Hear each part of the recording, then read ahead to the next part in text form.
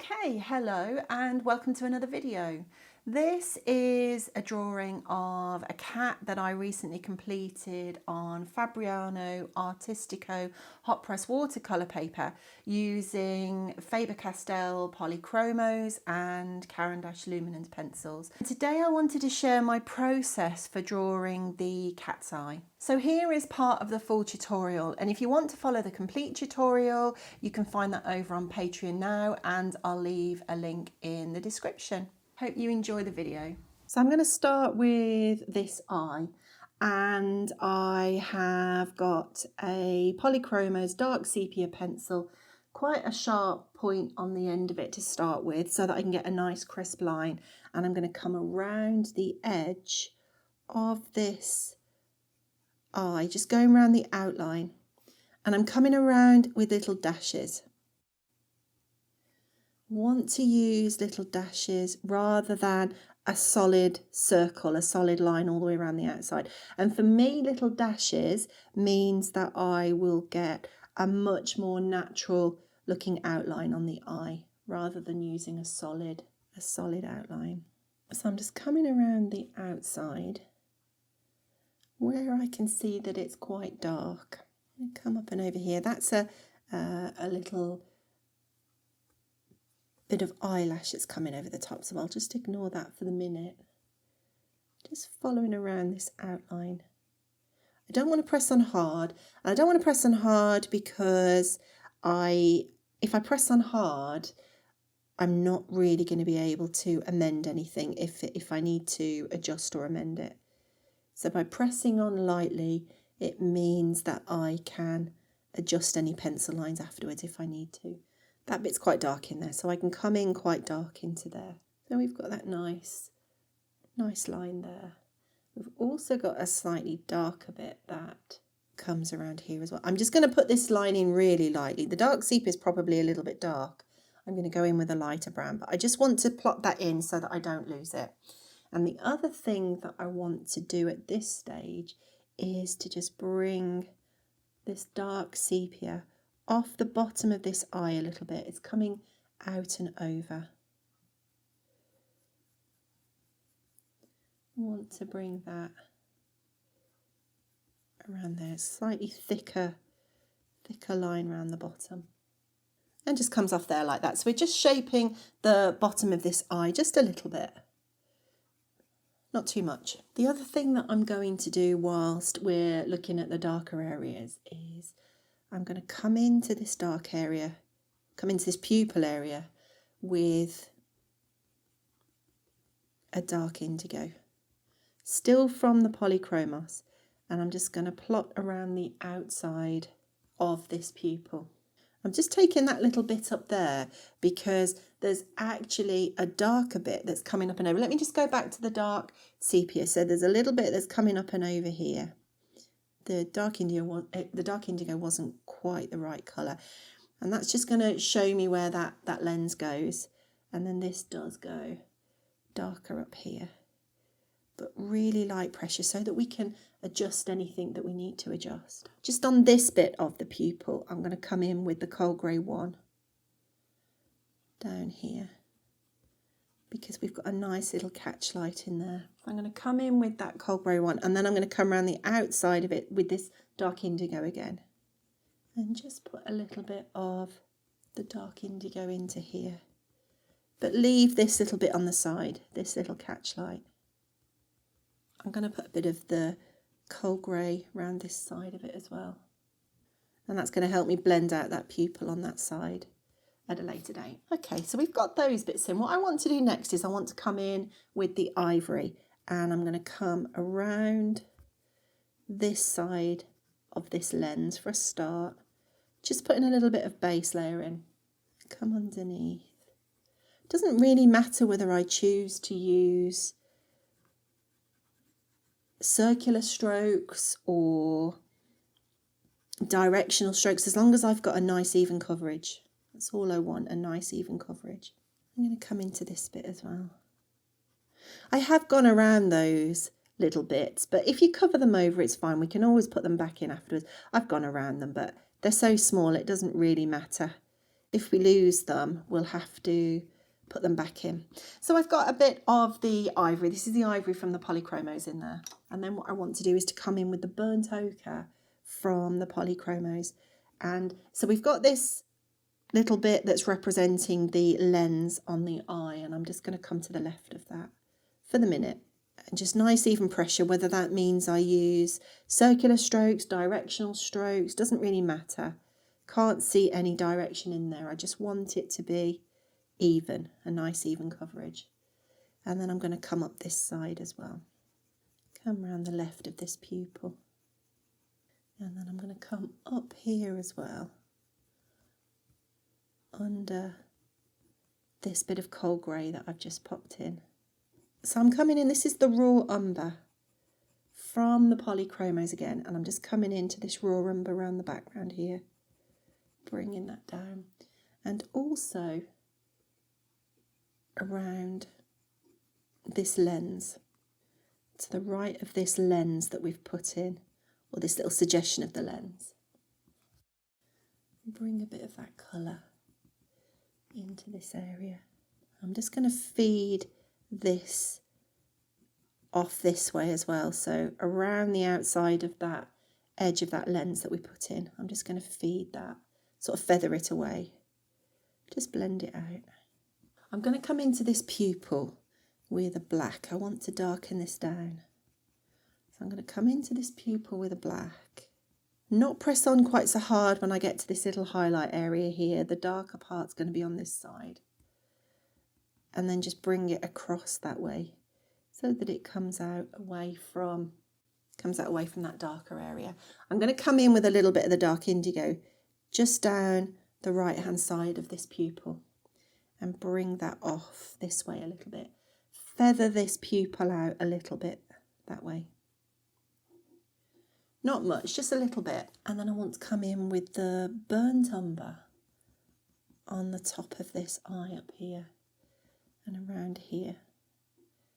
Just going to use little circular strokes and bring this just to the left of the pupil around here. We've got a darker bit, and I'm just going to bring that down. And also put some of this burnt umber on the bottom, just on the bottom of this eye around here. I want to come back in with the cold grey, really lightly, don't want to press on hard, but I want to bring the cold grey off the side of this pupil, and also just under there as well, a little bit under there. And then I'm going to use the warm grey one to just come around the side of this lens that we've put in. So I'm going to bring that down. And then I can go in with this burnt umber and just shape this a little bit more. Shaping this area to just pick up those couple of highlights. But obviously that highlight area was too big, so I'm just breaking that up and making it look more like the highlights on the reference photograph, just a little bit. I'm going to come back with this dark sepia, and I'm going to make this edge darker around here.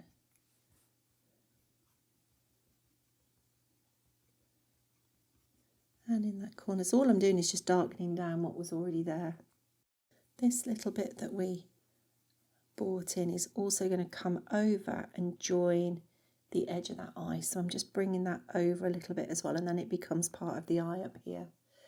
And then I'm going to just darken down this up here. Make this darker. I'm going to bring a bit of the walnut brown on this side up here. Just a bit of this walnut brown into the shadow up here. And then in this area underneath this light bit here, I'm just coming in with a bit of the burnt sienna. Still from the Polychromos range. Just bring a bit of the burnt sienna around there and under here. Bring that down around that bottom. Just want to make this pupil a little bit darker, so I'm just coming in with the black again on this side. Make that pupil a little bit darker, and then I'm just going to take my kneadable eraser and just on this one side So I've shaped it into quite a long, into a long eraser, nice and flat. And I'm just dabbing it just on the edge of this eye around here, just to put a little bit of a highlight in to that side of the eye. And that's just going to help with this lens reflection. Then I'm going to take the warm grey one and I'm going to apply it to the background here, back of this eye. I'm pressing on ever so slightly harder at this stage now because I want to bring these colours together. So I suppose you could say I am burnishing this area, but I'm not pressing on really hard. I don't need to press on really hard, but I'm definitely pressing on a little bit harder, and that's just bringing those colours together. And this is about the only place that I will, on an animal, this is the only place that I will sort of burnish, and even then I'm not really pressing on really hard, but I am bringing the layers together. But I find doing that in an eye makes an eye look quite nice and glassy. It really does bring an extra sort of glassy dimension and makes it look real. So I've gone in with the cold grey one there, and then here what I'm going to do is I'm just going to come in with a little bit more of the burnt ochre first. Just pop that bit of burnt ochre back in there, and then what I'm going to do is I'm going to come in with the ivory, and that's bringing that together. I'm going to come back in with the cold grey and just bring this across here and down this side again. I'm going to come into this area. I still want to make this a little bit darker, so I'm going to come in with the Payne's grey, go over the top of the black that I've put in with the Payne's grey. And sometimes you'd be amazed, putting another colour over the top of that black makes the area look darker. You'd think putting black on, wouldn't you, would do that. But actually sometimes just putting another colour over the top, whether that's dark sepia, whether that's Payne's grey, that can definitely make areas look darker. And all I'm doing at this stage is just tidying up this little bit on the side, bringing these darker bits down. There's quite a blur on this side of the eye. There's quite a blur, isn't there? There's not like a really solid line between the pupil and the iris. So I'm just bringing that down, and actually I'm just going to go to the dark sepia to just blend this out ever so slightly, blend it out and away from that pupil. Just soften that edge a little bit, soften that bottom as well. Just don't want a really harsh line in there. And then I'm going to bring a bit of dark up here just to represent that shadow. So I'm using the dark sepia and just bringing that up there to represent that shadow. This will make a lot more sense once we've got the surrounding areas. Eyes can look really quite funny when you're working on something in isolation like this, particularly eyes. They can look not right. They can look quite funny. So don't worry if yours is, not looking right. By the time we've got the fur into this area, this eye will look an awful lot better in context.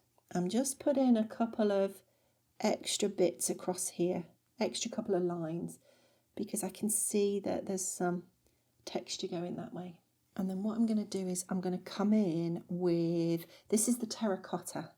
And the terracotta is a really, really useful colour. It's a very translucent colour.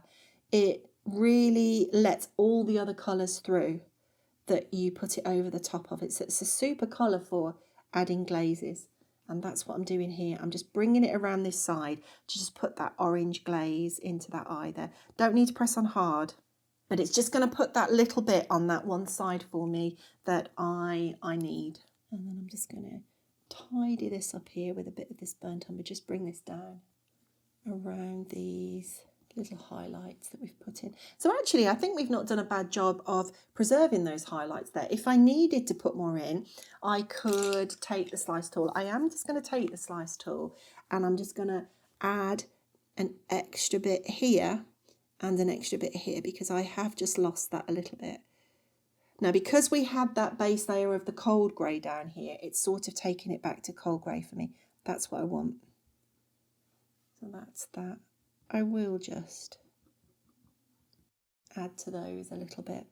But I don't think we've done too bad at actually, if you didn't have a slice tool, I think we've not done too bad at actually preserving that. And then I'm going to use the polychromos white, and I use the polychromos a lot in an eye because it is a very, very translucent pencil. I actually really like it.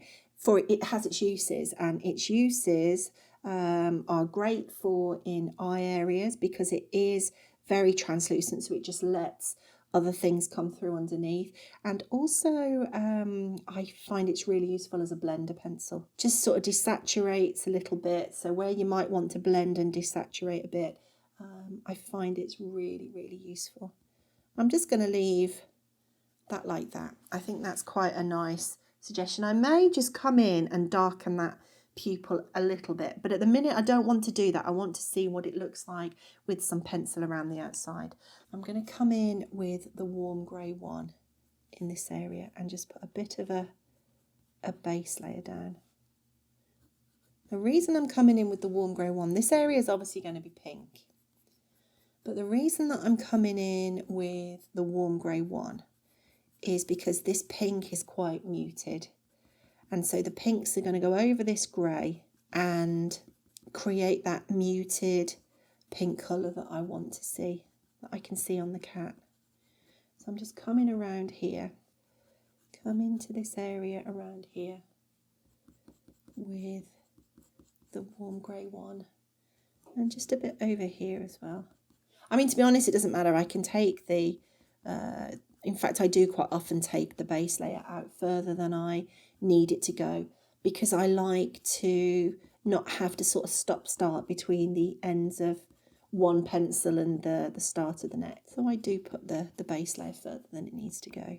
And then what I want to do from there, I want to bring in, this is the Burnt Sienna 10% from the Luminance range, and this is a really lovely colour for skin tones on animals, whether that's inside ears, sometimes tongues. I use it quite a lot, this Burnt Sienna. It's just a lovely muted pink colour. I'm going to bring this out this side, bring this out this way because this is the direction that it's coming out in. Take it around this eye. I'm just going to use little circular strokes for this because I can't really see too much direction, so I'm just going to bring bits of circular strokes in there. Just blend it out. Not pressing on hard at all. I'm going to take my base layer just a little bit further around there, just over that line, so that I can just extend. Once I've put a base layer down in an area, I want to keep, it doesn't necessarily have to be the same colour base layer, but I want to keep a base layer down. I don't want to, if I can just explain this to you. So the base layer's here. So this is the base layer that we've got down around the eye at the minute. And at the minute, this Burnt Sienna is going over it and it's looking quite nice. It's looking like that. If I was to carry on into an area that didn't have the base layer, can you see how that's different?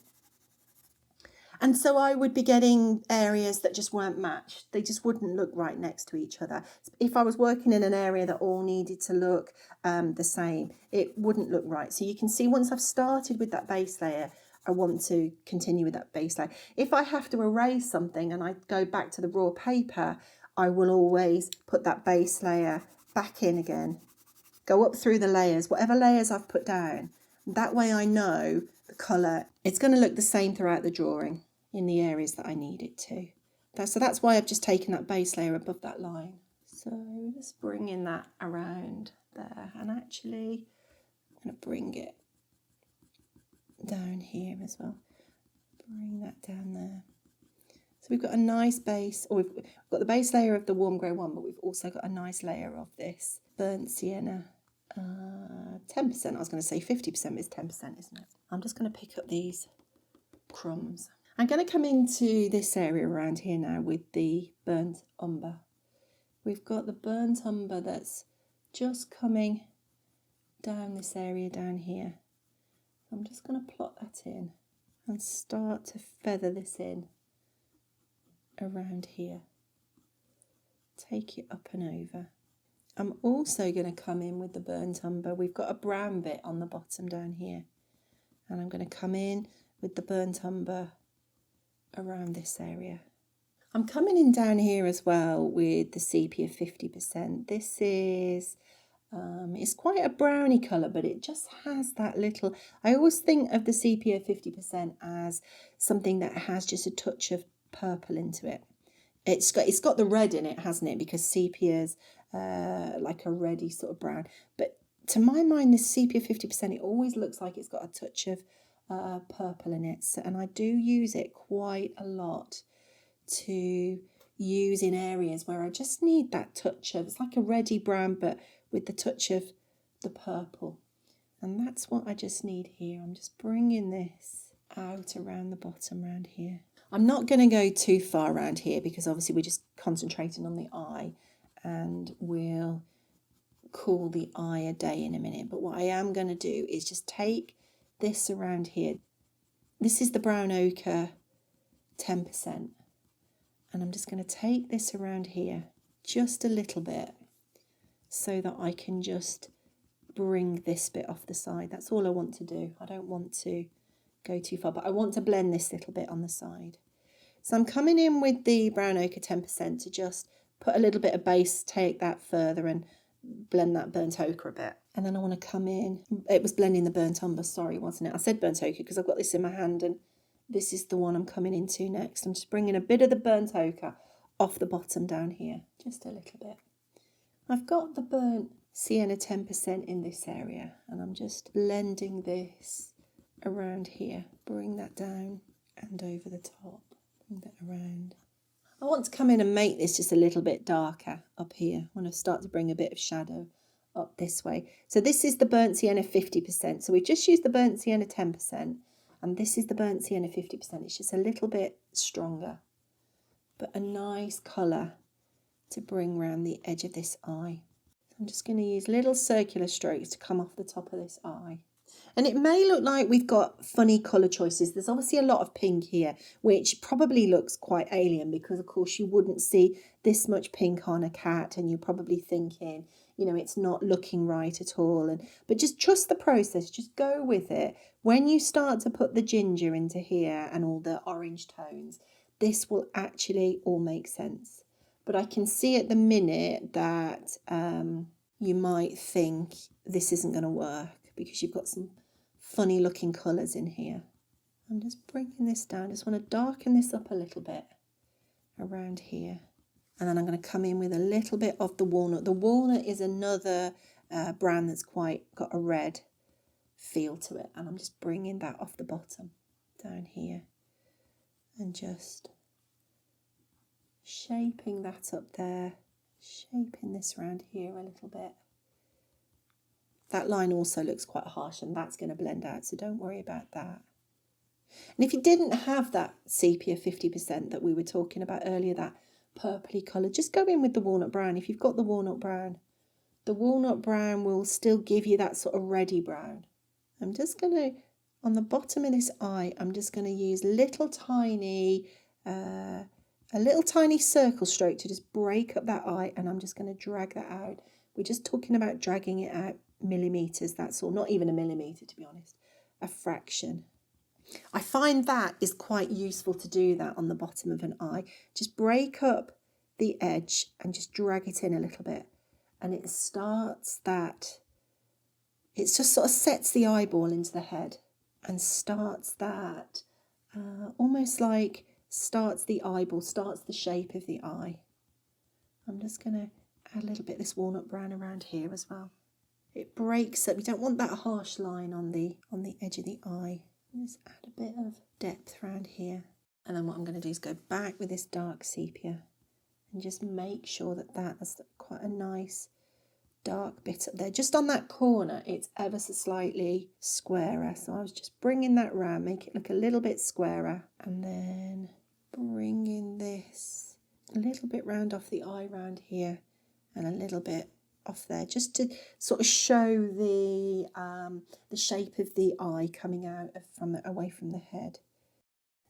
And also, so we've got the eye that comes around there, so I'm just making that a little bit crisper, and also just making sure that's nice and dark at the back there. Okay, so that's it. That's my process for drawing a cat's eye. So if you'd like to draw the cat from start to finish, you can find the complete set of tutorials along with line drawing, reference photograph and a list of supplies over on Patreon now. I hope that you've enjoyed this video. If you have, please give it a like, as that's a really huge help and supports the channel. If you want to see more videos, don't forget to subscribe and click on the bell so you receive a notification when the next video is available. I release videos here on YouTube regularly, at least once a week. So thanks very much for watching, and I'll see you next time.